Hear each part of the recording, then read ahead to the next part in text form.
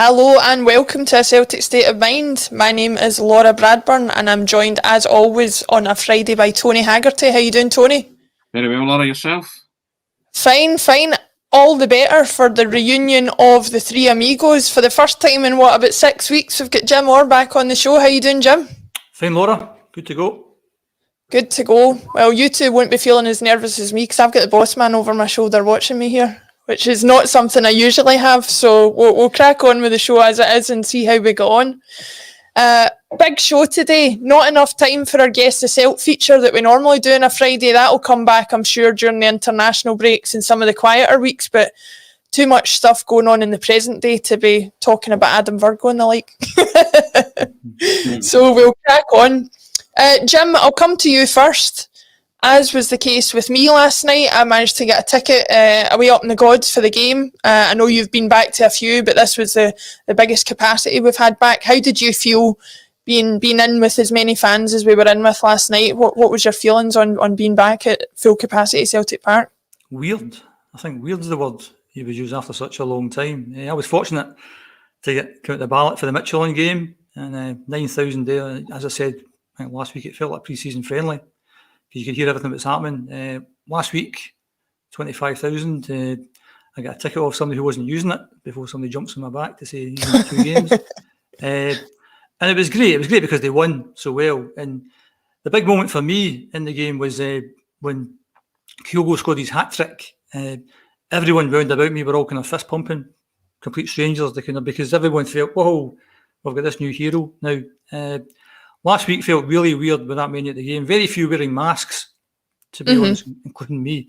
Because it's one of these things where if you're not forced to do something, you tend not to do it. So I think lots of people would be maybe a wee bit wary going to the game, given the last 18 months that we've had. But once they were there, because I think when you read all the stuff maybe a few months ago that when we get back to football, you need to wear masks and you can't sing and you can't buy food and you can't do all this kind of stuff. You're thinking, well, what's the point? But certainly that wasn't the case last night. And then did the huddle, which kind of like for me was like we're back with the huddle. So I've been fortunate, as I said, got the last 3 games. Looking forward to Hearts on Sunday and Alkmaar next week and then St Mirren. So I think for like most people in life, you kind of we've missed a lot of things and we've kind of tended to take things for granted over the last 18 months. So a chance to go to the game, I think people are going to take every opportunity.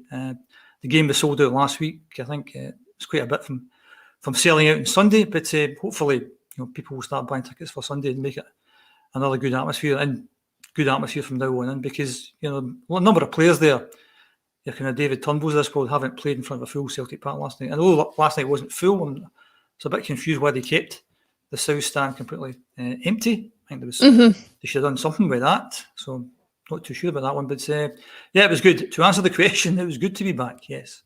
Yes. Brown Warrior on YouTube, thanks for commenting. We are now live on 8 locations on YouTube, Twitter, Facebook, Twitch, wherever you can find us, make sure and tune in. But he says, football without fans is nothing, the most prophetic statement ever made in football by the mighty Mr. Steen. And Tony, before I come to you to get your thoughts on watching it from outside the stadium and the game in general, just a bit of a recap from my own position. Me and my brother went. It's actually the first time we've been at a game together for over a decade for various reasons, living in different locations and that kind of thing. And we both said something similar to what you were saying there, Jim, of the worry that was there, the anticipation, that kind of thing. But once you were back in Celtic Park, it's such a familiar place that you just felt that almost the last 18 months hadn't happened in a lot of ways. There was obviously the emotional minutes applause for those who've unfortunately not been able to make it back to see their beloved Celtic. There was the You'll Never Walk Alone, all things that just, bring a lump to your throat just talking about it now. It was fantastic to be there. A real kind of nature is healing moment, and hopefully something that remains from now on. I would hate to think that we go backwards from here, but for the moment we have to just go with things as they are. And with that, Tony, I'll come to you. Your thoughts on observing the game with the full crowd, and also just to talk a bit more about the game. The opening 20 minutes of the game was probably the strongest. What were your thoughts of the crowd being there? Did it help the performance, and what the performance was like initially? I gauged it with my father's reaction yesterday. I phoned him before he went, and he was like a big kid. My dad's 72, and he was beside himself. And then I think it's just that moment, that explosion of joy for everybody to be back in a natural habitat. I think, as Jim was saying there, and it has been weird the past 18 months, but just I think for all the Celtic supporters last night, there was just a kind of sign that there was a semblance of normality about it, and there was a weirdness to it as well, with people going who hadn't been, or going without loved ones who sadly passed away those past 18 months, and that You'll Never Walk Alone was pretty poignant for those people, and it would be important to remember them as well moving forward every year, I would think. But yeah, I mean, I think Celtic now, they've started to play a wee bit, haven't they? I think I wrote a piece saying the APR is now kicked in. It's not annual percentage rate, it's the Ange Postecoglou revolution. I'd said it, and now we're watching with added interest was the payoff line with that that I said. And I think we are now. There's something afoot. Don't get too up, you don't get too down. I think Ange was very like that after the Midfield and Hart's defeats. He wasn't too down about it, because he said there were certain things coming together, and now there are more things coming together with 3 wins on the spin.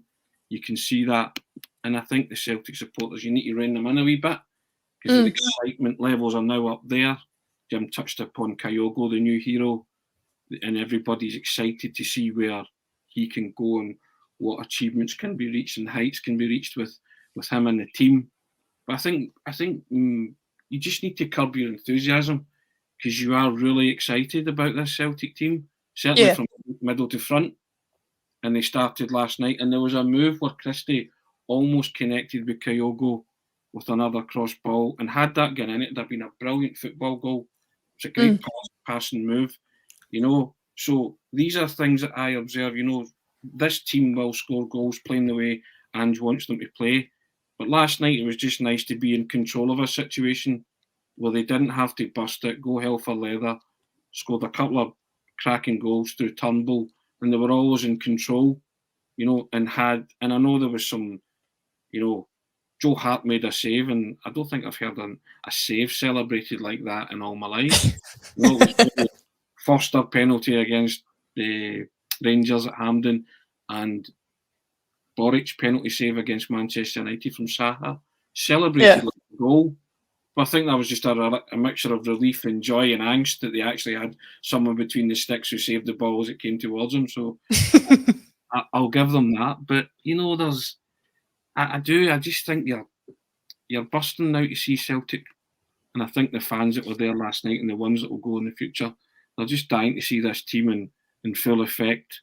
The 3 in a row, they've won, and the signs are good, and you can almost speak positively about those last 3 games, and hopefully they can get some more new players in before the August transfer window shuts, and get the full revolution that Ange wants with all the players at his disposal, and see where it can take us.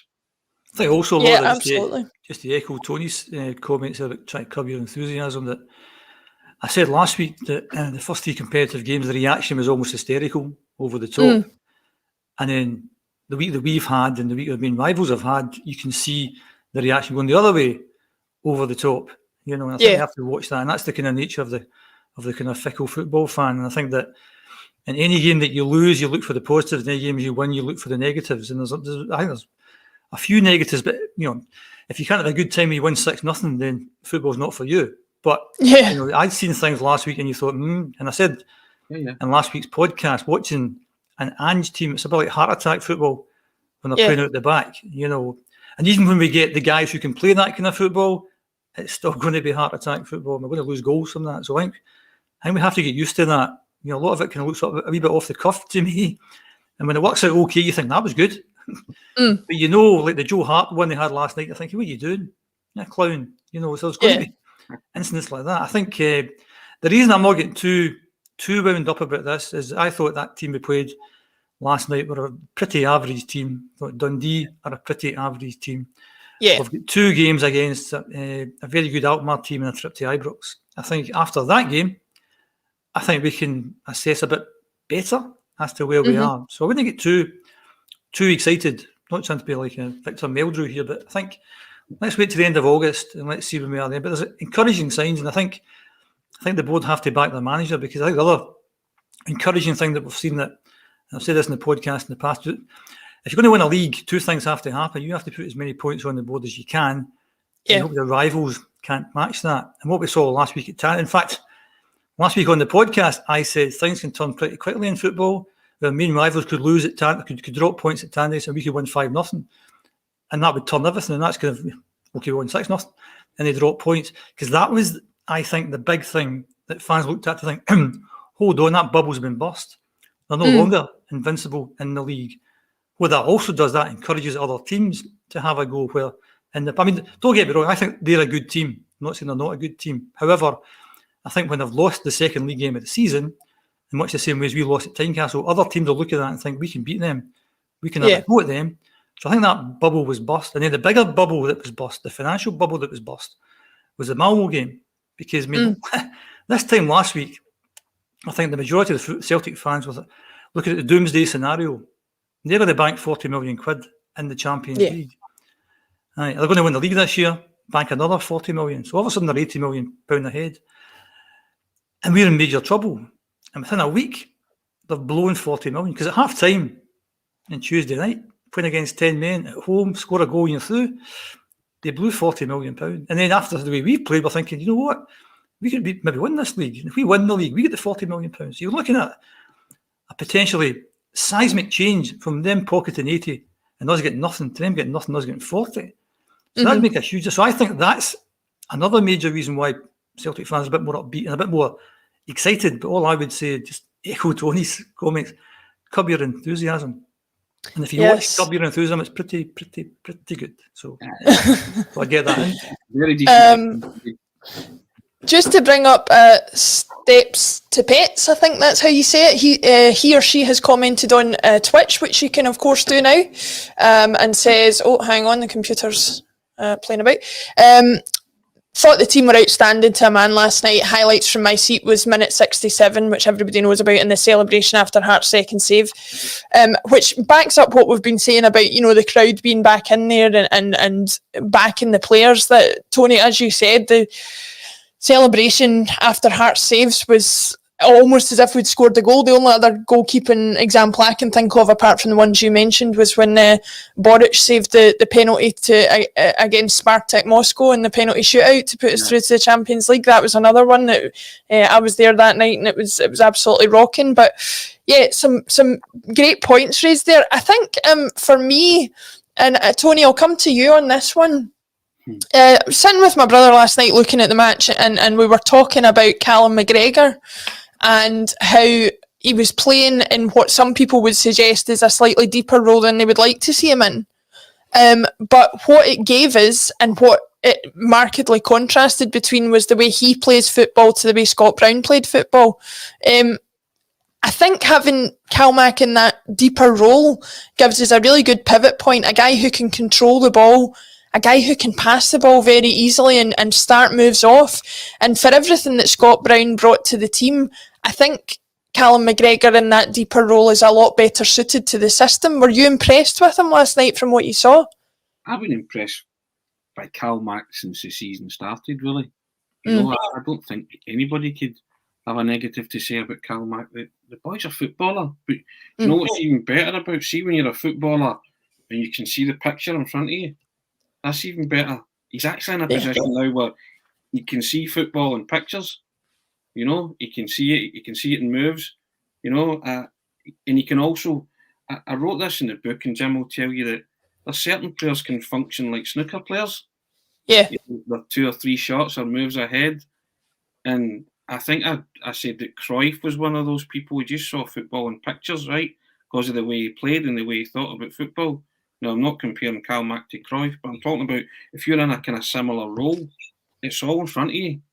So when you're as good a footballer as he is, then you can operate and do those things that you said. You know, he can play the pass, he can start moves because he's seen it. He's got tremendous vision. It's one thing he always has, and he's got a good engine getting backwards and forwards, and also when he's 20 yards from goal, he's got a good shot. So this will bring the best out in Cal McGregor, I think, the way Ange wants him to play, and you trust him implicitly in there because he's beside other good footballers, i.e. like Turnbull, who showed his class again last night with 2 cracking goals, 2 cracking finishes, right? You know, couldn't believe after a couple of bad days at the office, people were saying, sell him. I mean, seriously. Another baller, right? He's another baller. And then you ought to talk about a good piece of management. Now, football management's all about man managing players. It's in the job description, management. This guy, Ange, is now getting a tune out of Tom Rodgick. He was heading for the exit door, right? Now, if anyone's going to get a tune out of Tom Rodgick, it would have been Ange. And he has, so far. Tom Rodgick's a talented footballer. But you know my thoughts on him. The DVD with his goals, but not the DVD with his greatest games. He's actually starting now to marry goals with performances, which is all the Celtic supporters have ever wanted from him. He's elevated himself to some kind of higher status with the goals that he scored on important stages. But he's now starting to take games by the scruff of the neck. And all because you've got the safety net of Callum McGregor playing where he is, seeing where he is, Turnbull as well, another footballer, and Rodgick, a sublimely gifted footballer when he wants to be. So from middle to front, we're looking quite good. But again, I go back to that's brilliant. I have to say, it's brilliant management from Ange, putting Callum in there and playing him alongside 2 other extremely gifted footballers, and then getting a tune out of a footballer who you thought was heading for the exit door. He's only 28. Yeah, I was shocked. I heard that last night, and I thought I would have sworn he was a couple of years older than that. Yeah, so you think he's been around forever, but he's not. So if this is his peak years, and Ange can keep saying to him and getting that kind of level of performance out of him, then you've kind of won a watch. He's got a kind of new player, because he is a new player, because we've not seen that Tom Rodgick before. We've seen fleeting moments where he's scored some cracking goals and important goals, but he's never married the two together with the goals and performances. And I'm really excited about that. But Jim, so getting back to your original point, I can't find a fault in Callum McGregor. I really can't. And he stepped into that captain's role, which a lot of people say he maybe not suited for, and he has grabbed that by the scruff of the neck. And I think that the midfield in particular are functioning very, very well for Celtic moving forward. Yeah. I also the word I would use about playing Callum McGregor is inspired. I think that's an inspired move by Ange. Yeah. Because we're all talking about, Sorrow, is Sorrow good enough to play in there? Will James McCarthy play in there? Callum McGregor is the anchor of that midfield now. He's a bit like a quarterback. Everything's going to go through him. You know, and the contrast between Callum McGregor now and Callum McGregor last January, February was interviewed and he says, I have no idea what we're doing here. You know, is remarkable. I think I read somewhere he had something like 130 touches in the game against Dundee last week. I don't know if that's true or not, but if he did, that's astonishing. So he's keeping people playing. He's making Turnbull a better player. He's making Rodgick a better player. The way Ange plays football, it's all about passing and moving, and he's a perfect example of somebody who can pass and move and just keep the game going. And the difference between playing him there and Sorrow there or Scott Brown there is just unbelievably different. And he's the key guy. And my concern would be that if he doesn't play, and someone else, we don't have anyone as good as that. I still see James McCarthy and what he's like. But I thought he was inspired last night. In terms of last night's game, I thought that was the best midfield performance I'd seen in a long, long time. Yeah, the 3 of them. Rodgick was unbelievable last night. Gets the ball, 2 or 3 guys around him, a couple of touches, he's passed them, and he's playing the pass. And I think Turnbull, on a bigger surface and a better surface when he's got time to play, is a far better player. I think when he's playing up at Ross County or the Tony Macaroni, whatever, I think that's a different thing altogether. But at Celtic Park, with the space that he's got, very, very good player. And again, that just sums up the hysteria. People are saying sell him after a couple of bad games. He wasn't playing particularly well. His form had dipped a little bit. And we said this on the podcast. Maybe you could leave him out for a game or 2. But he's kind of shown that anyone who thought that, he's a good player. And his second goal was stunning last night. Simple football. Knock it in, look up, bang, goal. It's not that complicated at times, football. Yeah. Well, we'll come back to David Turnbull in a minute, but Jim, I did want to get your thoughts on the point Tony raised about Callum McGregor's captaincy. Now, we've talked about how he might offer more in terms of his footballing ability than Scott Brown does in the system, but one thing Scott Brown definitely brought to the team was leadership and a lot of the attitude that you would want from a player other than just his technical ability. As Tony said, people have been shocked by quite how much Callum McGregor seems to have grabbed it by the scruff of the neck. We saw him gather the players after the Dundee win. Do you think this is a role that he's going to grow into? Do you think we've maybe underestimated the determination he already has to have been in Celtic as long as he has? Are you surprised by how well he seems to have adapted to the role? Not surprised, no. I think he's an intelligent, articulate young man. He's played a ridiculous amount of football. He's an experienced guy now. He's the go-to guy, and I think he's loving it. I think he's thriving on it. When it comes to Celtic, I think if you don't want to look too far ahead, but if he keeps playing the way he's playing just now, he'll be a shoo-in for the Player of the Year. Shoo-in for the Player of the Year. Whether we win the league or not, I think that level of performance, where you're getting that many touches of the ball, and you're dictating so much of the game, I think if he can keep free of injury, I think he's going to have an astonishing season, and he's the main guy. And you've heard the new guys who've came in have talked about him as well. Like Callum McGregor spoke to them. He's an intelligent, articulate young man. There's no reason why he couldn't go on to be a very, very good Celtic captain. And I think on you go. So there's a bit of an echo there. Yeah, no, on you go, Jim. No, I just think any misgivings that we had, I think certainly from the first few games. I think maybe we're wrong to have those misgivings. I think he's been very impressive, and long may it continue. Yeah, absolutely. Tony, we'll go back to David Turnbull, as we were talking about before. You talked a bit about, I don't need to tell anybody on this stream how wide the smile was in my face when the 2 goals went in. I've waited a long time to see him play in the flesh. I'm even more in admiration of the footballer that he is. I think that actually the system that Ange is playing has brought out the best in Tom Rogic, but it's also bringing out the best in David Turnbull, because I think David Turnbull was playing almost in a 10 position before. I don't think he is a number 10. I think Rogic is playing more in the number 10 position and is better for that lack of responsibility. I think Turnbull's got the passing and the vision to play that bit deeper and play those passes forward. If he can do that, as you said, and chip in with a couple of goals, we've really got a player on our hands that's streets ahead of the one we already thought we had last season.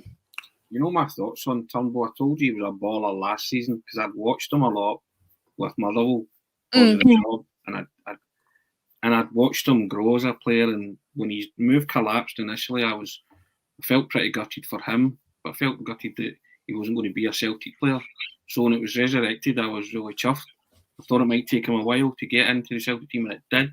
But once he was there, I had no reservations or qualms about David Turnbull. This is a boy who's got a lot. He's got vision, he's got drive, he's got energy, and he can score. He's very accurate with his shooting. But the 2 goals last night were 2 completely different goals. Second one, as Jim says, simple football. Great strike. It's hit like an arrow, straight. Yeah. No problem, right? Brilliant, fantastic. But the first goal, most people would have expected him to take it with the left foot. But that wee jab with the right foot, football brain in operation there. How many players would have waited for that to come to the left foot and then maybe hit it with the left? No. Or tried to put their laces through it and actually thinking just ahead of the goalkeeper. You didn't need to do that. Or just not do what Turnbull did. Switched on, in that situation. And also, 1, to execute it, and 2, to do it as coolly and calmly as he did it. I looked at that and I thought, that's such a difficult skill. But he made it look as if he was playing in the garden against a member of his family. It's a 5-a-side goal. And as Jim says, football's a simple game at times. But it's simple when you've got good players that are executing things like that. And this boy's a baller. He's a player. I can't speak highly enough of him, right? I really do. I think he, I know you've made comparisons to a certain number 8 and things like that when you saw him, but you would have been delighted to see Turnbull last night because you obviously watched him. You would have done what Sky would have deemed the player cam on Turnbull. You would have been doing that last night. But Yeah. you can see what I'm talking about with Turnbull, you know, and as Jim said, the guy had 2 bad days at the office, and there was, you know, the hysterical nature of, I need to sell him, he needs to be dropped, he needs to be this. No, this boy needs to be playing in a system that suits him, and this system suits him, and it's suiting the whole midfield, because we are getting a turn out the maul. And I agree with Jim, that was one of the best midfield performances I've seen. And I'm allowing for the opposition, but you can only beat what's in front of you. But they were 100%. all measured and controlled last night, that Celtic midfield. I'll be interested to see how they perform against Alkmaar and at Ibrox, and I'll make more, as Jim says, there'll be more judgment coming then, but the signs are really positive, and they look happy. They look happy players, and that's a big, big thing. They now seem attuned to the system that Ange's playing, and they look happy, and they're showing increasing signs of understanding what the way Celtic are going to play moving forward.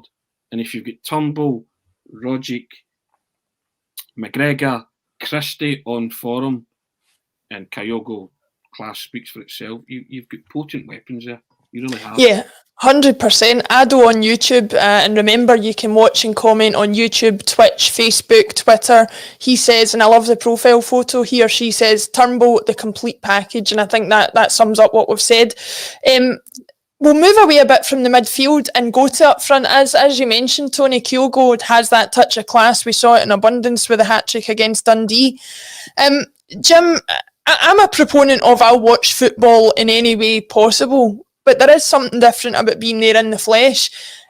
Some people who maybe weren't at the game maybe would have thought that Kyogo had a slightly quiet game, that maybe didn't have as much impact. But what I saw was a player who was constantly pointing, making runs, playing off the shoulder, looking for those passes. Do you think that maybe it's just going to take the team a little bit of time to get used to him as a player and get on his wavelength?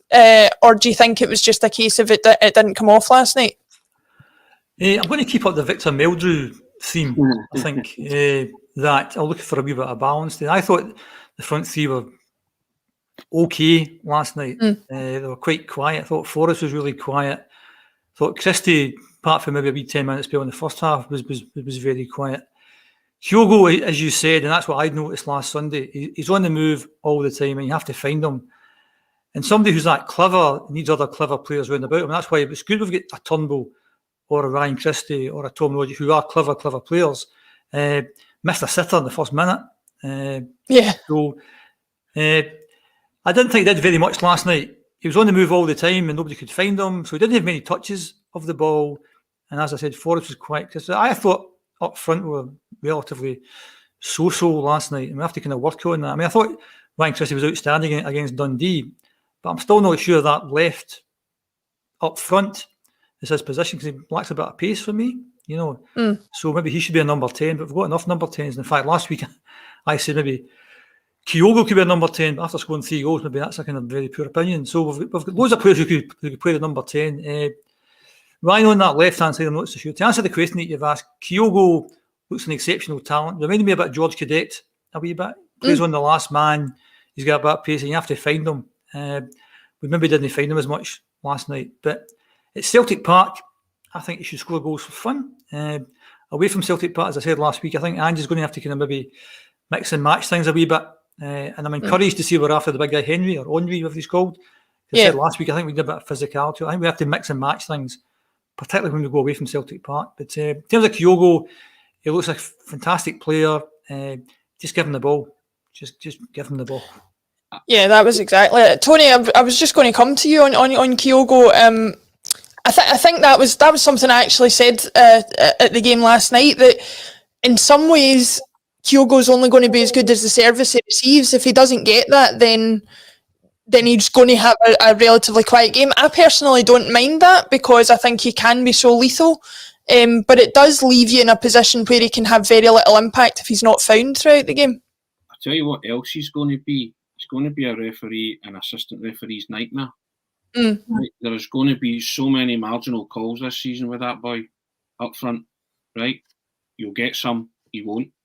And it's going to be a real source of frustration because he's lightning quick, and referees are going to have to take into consideration when the pass was played and not his run, because he's on the go all the time. So you're going to have to, there's going to be so many disputed calls, which will, as I said this morning, that probably lead to healthy and unhealthy debate, because there was a marginal one last night, again, which I think proved he was just off, so that's fair enough. But I say that after the hat-trick against Dundee, that he reminded me of Larson in terms of his movement. Other people said Cadet as well. But You're speaking my language. They were both magnificent strikers. And yeah, you're only as good as the service. Yep. And like Jim says, if they could get Henry or Henry, whatever his name is, Thomas Henry or Henry, whatever you pronounce it, from Leuven, then that would be ideal, because then you could mix and match. Because there will be times when Kyogo will be quiet or quietish, like last night. But I still think that when you've got someone like that, you have to find them. And if you find them, he will score. That's the bottom line. He showed it on Sunday. So he is very intelligent, Kyogo, with his runs. But then you're relying on, as Jim said, and we've said on this as well, the intelligent footballers in your team picking him out, and making sure that he hasn't gone too quick, that he's offside, because intelligent football players can spot that as well, that if he goes too quick, they won't give him it, because it's pointless. So that's another thing that maybe you'll have to work on as well, moving forward. But I mean, I think that the style and the way Celtic are playing just now are suited for a striker like Kyogo. And as Jim says, maybe it's the away games where it won't be suited, that we'll have to bring in a bustling centre forward. I'm in total agreement with that.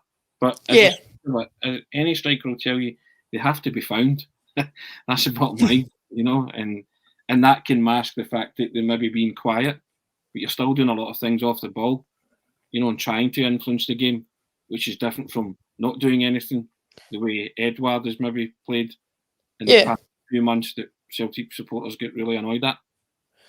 Well, Kenny67 on YouTube, and thanks for commenting, as everybody can do, says Kyogo wasn't found with the passes last night that his movement deserved. The wee man's going to score a ton of goals in the hoops, which I think goes along with what we're saying. I think he was as enthusiastic and as hard working as he'd been against Dundee, but you're not going to score a hat-trick every game, and that's just the way that it goes. Tony, I'm going to just pick up on something Jim said before I come back to Jim a bit later, but he said about Ryan Christie that maybe left-hand side isn't his position, and that he obviously didn't have as good a game as he did against Dundee. Now, I get some amount of flack on the post-match coverage after Dundee for sort of saying pump the brakes a wee bit on the Ryan Christie loving, just because I think there is a consistency issue there. I'm not sure that last night was necessarily a lack of effort on his part, but it did prove that, the impact is somewhat up and down. What did you make of his performance, and do you think it was more down to just the same as Kyogo, it didn't come off for him? I think the latter there, it just didn't come off for Ryan Christie last night, but it came off on Sunday against Dundee. I mean, he described his pass for Kyogo's hat-trick goals world class, and it was a world class pass. There's very few footballers that are that intelligent and can execute that, And I always say it's always about application and attitude and desire with players. You know what I mean? And I think there's been a desire there with Christie to improve under Ange Postecoglou and give him a shift. But whatever stool you fall on in this one, I just think it's worth a conversation to see what his thoughts are moving forward. And if he wants to stay, then ask the question, as you always say. Of course, you've got to ask the question, and if he wants to stay, then he should stay. They should compromise and find a deal and make him stay, because he seems to be happy. And last night was again one of those ones where he maybe wasn't the main man, as Jim said, but that's one game, isn't it? And maybe in his head, and maybe in a few other heads, was the tie was done. They didn't have to exert themselves. They were in control of that game, because the opposition weren't that great. So you say to yourself, right, we're control here, we're 1-up, 2-up, whatever, and then you say, right, that's it, game's done and dusted. Just game management after that, and I think a few of them might have been going through that process last night. Don't do anything stupid, don't get hurt. And Kyogo ended up getting hurt, didn't he? Yeah, a couple of times, yeah. Tried to chase a through ball, and I think the keeper caught him. So just natural enthusiasm, great. But there are things you say to yourself, look, we don't have to bust a gut all the time. Christie influenced the play superbly on Sunday against Dundee. Maybe not such a great influence last night. Don't think it's a consistency issue per se. Just some games you're in it a lot more than others, and so. But if you're asking me, should he stay, then my answer would be yeah. I think if you take him out, then you're taking a big functioning part of the team out. The way Ange's planned it moving forward. So I would be reticent. Be careful what you wish for in these kind of situations. So I think when you go, sorry. I think I agree with Jim that maybe the left-hand side isn't his maybe best position, but certainly he's got the brain to play the kind of football that we're trying to play, and that's all you're looking for. But we've talked about the attack, we've talked about the midfield. Jim, I'll come to you on the defence. I have to admit, that's the first time I've seen Stephen Welsh in the flesh. And out of him and our brand new signing, I felt like he was the more accomplished looking one of the two. What did you make of his performance last night? Has he kind of stamped his impression on Ange that he's going to keep the position until we can get further strength in? And before answering that question, I'm just going to say that I'm a big Ryan Christie fan, because I've said in the past he's a guy who's a bit of a risk taker. He passes and he moves and he fits into Ange's style of play. But unless we put him on the kind of wages that the top earners are getting on, he's away. He has to be away because he's not getting paid as much as the other guys. So I think I'd like him to stay, but I think we'd have to put him on parity with the other guys first before anything happens. In terms of defences that'll be the big thing this season. That'll make or break the league. What we do at the back. I think there was an interesting thing about Stephen Welsh. When he first broke into the team, it was either Paul, John, or it was Colin Watt who said that he's a good long passer. His long passing game is good. And you think, well, you don't do that with Ange. That's the last thing you're going to do with Ange. And Julian, I think, is one of his strengths. He's quite a good long passer. Whereas under Ange, it's about short passes and moving things quickly. And we've lost Ayer, and I know Ayer divides opinions, but Ayer would be a big Ange player. Somebody who is comfortable with the ball at his feet, who can break forward. Beaton, I think, is a big Ange player. We don't want most fans, we don't want Beaton on the team. But I think he showed with the goal that he set up for Kyogo last week. What somebody playing there can actually get forward, get through the lines and make chances. As far as Stephen Welsh is concerned, I think once we get other centre halves in, I don't think Stephen Welsh will be in the team. Starfelt for me is a kind of strange one, because what I'd said a few weeks ago, I'm looking for battle-hardened guys in the team, and he certainly qualifies as that. But he's maybe not an Ange type of player. He looks like a kind of awkward kind of guy. Reminds me a bit of Mowbray in terms of how he kind of stands and his shoulders, that sort of stuff. So he's a no-nonsense centre half, and maybe I'm not so sure that's a kind of Ange player, but obviously Ange's bottom. So in terms of last night, as I said before, if you're going to play for an Ange team, you have to pass and you have to move. And you have to be good at that. You have to be, every pass has to be 100% accurate, because if not, you're going to put yourself in trouble. Stephen Welsh looks okay.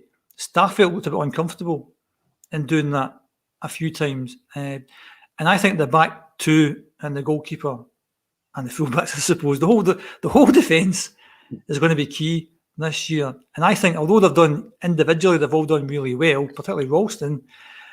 Is Ralston the best fullback we can get? No, he's not. Is Taylor the best we can get? No, we're not. We can afford to go out and spend money to get better players than them, albeit they've done really, really well. And I think Welsh falls into the same category. I think Starfelt's going to stay there. Joe Hart's going to stay there.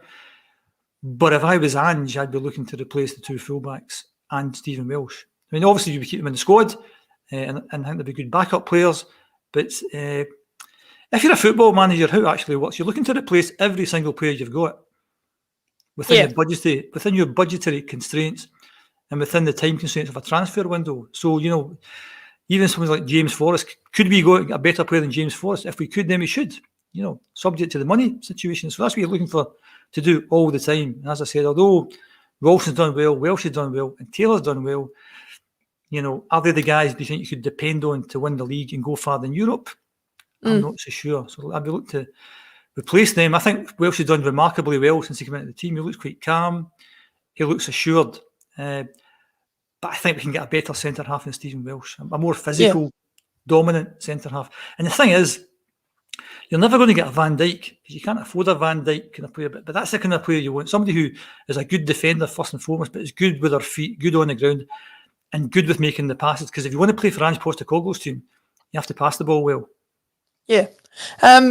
Tony, before I come to you on the defence, Roddy McDonald on YouTube, sorry, the comments scrolled past, but he's asked me to articulate my thoughts on Ryan Christie more clearly. I mean, I don't have anything particularly negative about Ryan Christie. The only point that I made was that I would like to see consistency from him, as I would from every player in the team. It's nothing more than that. I think he could perform on a bit more of a consistent basis, but undoubtedly when he plays at his best, as he did against Dundee on Sunday, he's one of the best players that we have. So a fit, healthy and all firing Ryan Christie is without a doubt a strength for Celtic and something that I'll say till the cows come home. Just if we could provide it on a more consistent basis, then I would be much happier with that. But Tony, we'll come to you on the defence.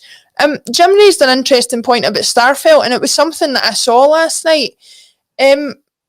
For a team that's supposed to be good with passing the ball and supposed to be good with the ball at their feet, he's arguably more of the defender that you're looking for, but less of the ball player. He seems to panic a little bit with the ball. Yes, the stats guys have said he completes so many passes in a game, but if he only has 2 dodgy passes in a game and he put us in trouble, then that's the only ones you care about, really. What did you make of his performance last night? Are you still to be convinced, or do you like him? I think my personal jury's out. I always refer you back to Big Bobo. Big Bobo was at his worst when he thought he was a player.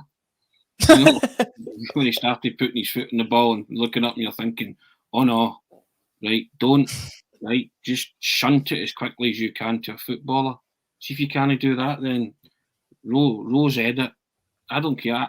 My thoughts are, Jim, football's a simple game to me. See defenders, just defend. See when it's in the air, go and win it in the air. See when it's on the floor, go and clear it. Do your job first. Don't start thinking you're a football player. And I know it's no maybe Ange's prototype, but not every player in your starting 11 is a football player. And defenders most likely are not. I know you can maybe go and try and find these guys, but if Starfelt's trying to pass the ball twice and put you in positions, where there's danger, I don't want him to pass the ball down. I'd rather he shelled it or whatever. Just don't put your club in any trouble, or your team in any trouble, your teammates. If you can find a player, give it to McGregor, give it to the nearest footballer. They'll do the rest, but don't ask them to do something that's alien to their nature. Just ask them to do the basic. Master the basics first, just defend. And Starfelt worries me a wee bit because I don't think he's particularly great in the air either.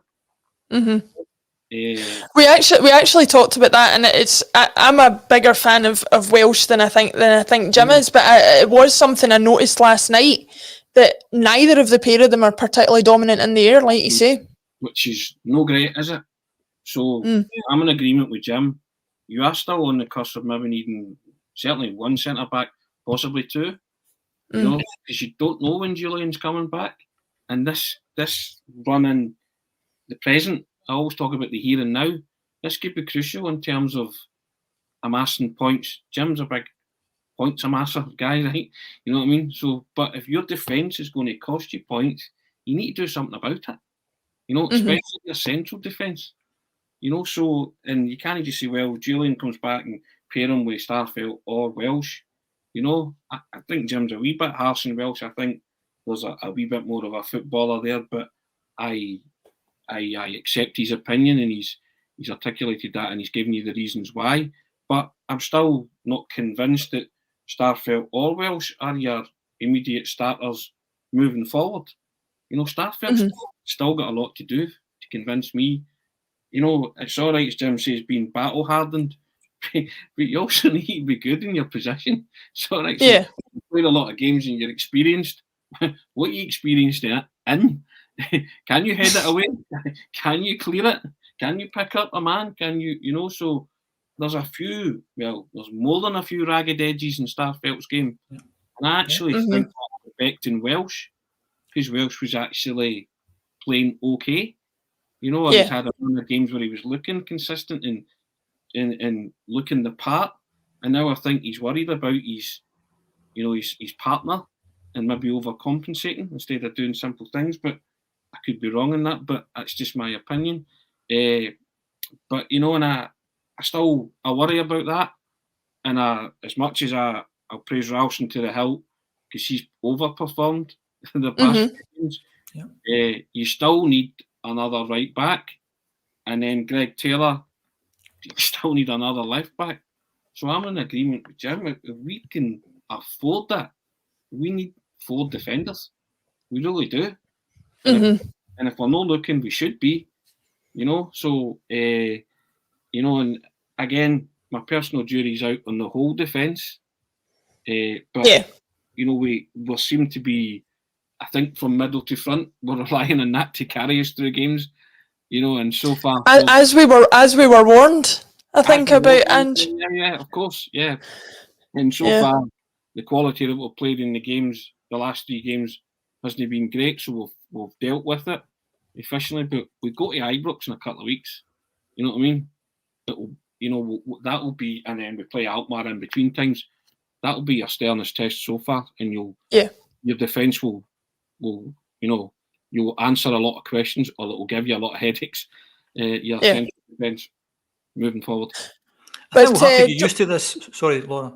On you go, Jim. On you go. No, I think we have to get used to this heart attack football. Hopefully, there's less heart attacks in each game we play. Because there was an incident last night where we played the ball around the back, and their players were starting to push forward, and you're thinking this is a disaster.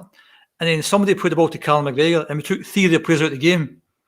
So when it works, it's really good to watch, but it's such high risk stuff that if you lose 1 goal, it could be a disaster losing that 1 goal. And I can imagine going to Ibrox with 50,000 fans on top of them playing that kind of stuff at the back. There's a couple of times last night, Joe Hart just split second almost get caught, and then did get caught. So I think it's going to take a lot of getting used to as fans watching that. And as I said, I was talking about the Michelin game the first week where Barker was the edge of his box and Beaton was playing the ball, and nobody was in goals. And you're thinking, just as you said earlier, hit up the park, just get rid of it.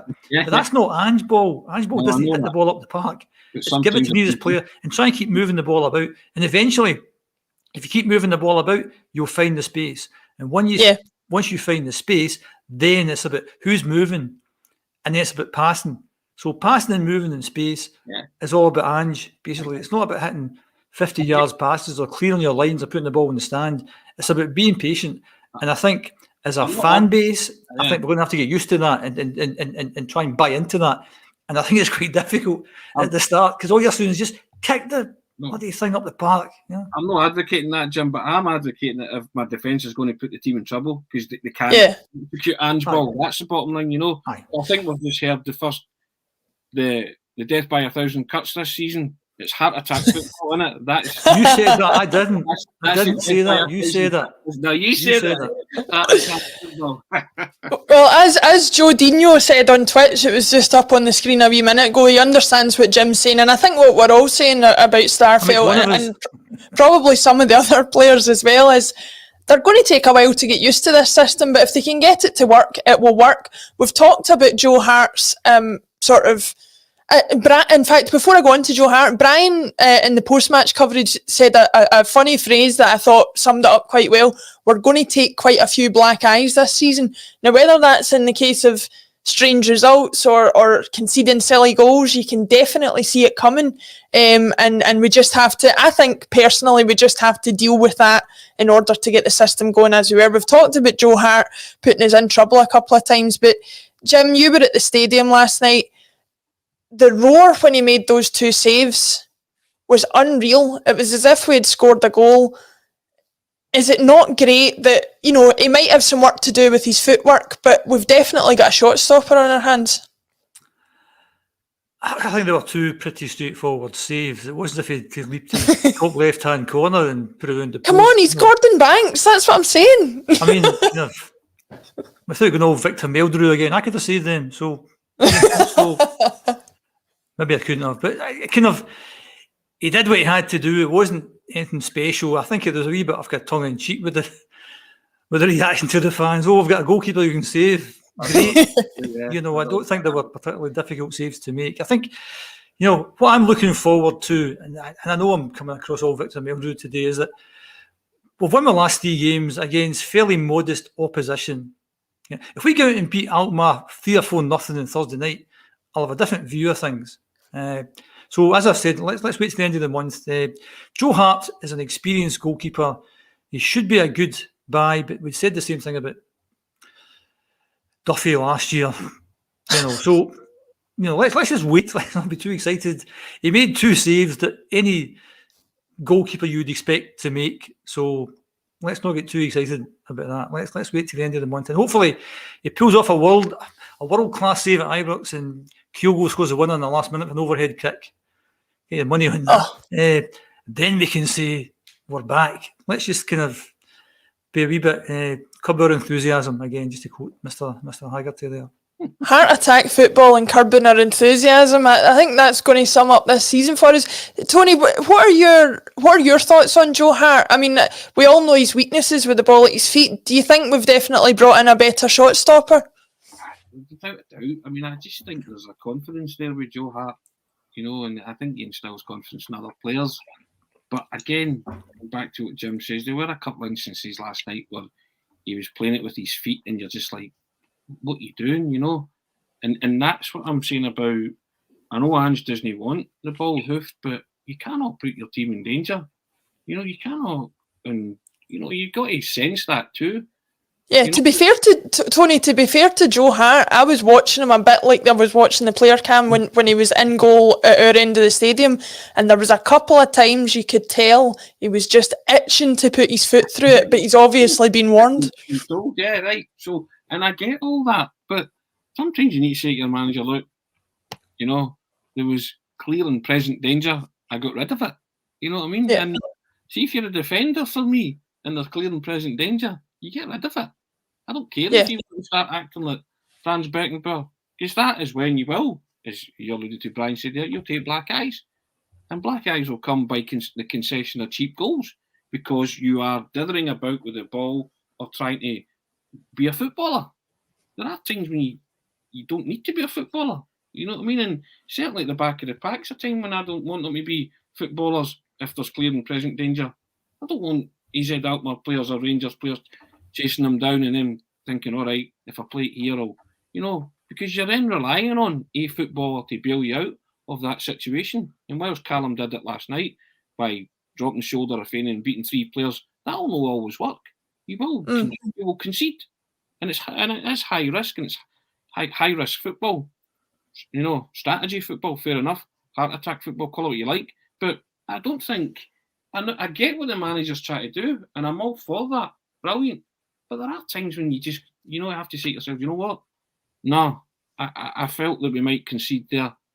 Get it away. You know, we'll win it back, start it again. That's the thing. And, you know, if Joe Hart's not comfortable playing football, and as you say, his natural instinct is to boot it forward, then fair enough. He's going to have a conversation with the manager, because it can't be allowed to continue. Because then again, that becomes a sign of weakness in Joe Hart's psyche, which people might try to exploit.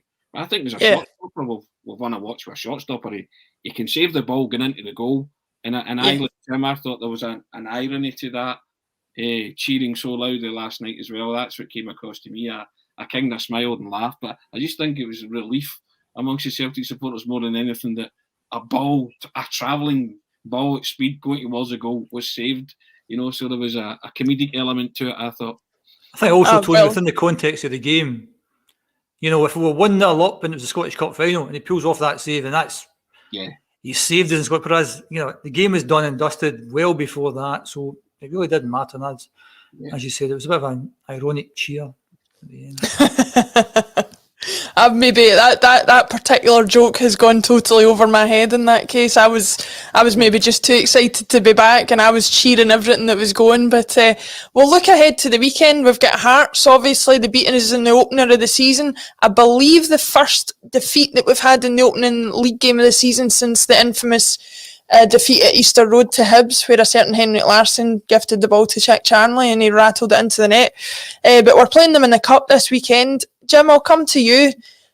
Are you expecting a much different performance in the weeks, given the weeks that have gone by, or do you think Hearts have got enough in the tank to maybe cause us problems again this weekend? I expect us to completely dominate as we did at Tynecastle, put in a bigger and a better surface, play with more confidence, more belief, big crowd at our back.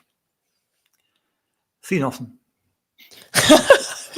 Simple as that. You know, Tony, I was listening to BBC Scotland last night on the way home, and Craig Levine was on, and he was saying that he did think Hearts would struggle with the bigger pitch, as Jim's just alluded to.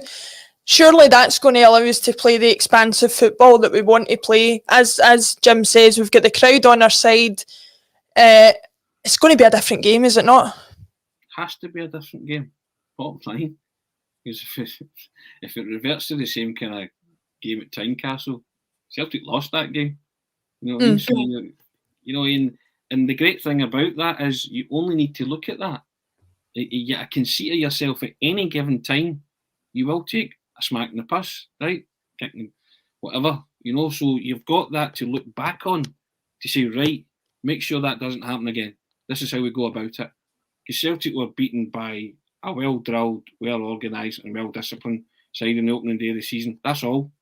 They weren't flashy, they weren't skillful, they never really came out their shell. They played for set pieces and stuff like that, and they got them, and they exploited the weakness in Starfelt, having just been propelled into the team.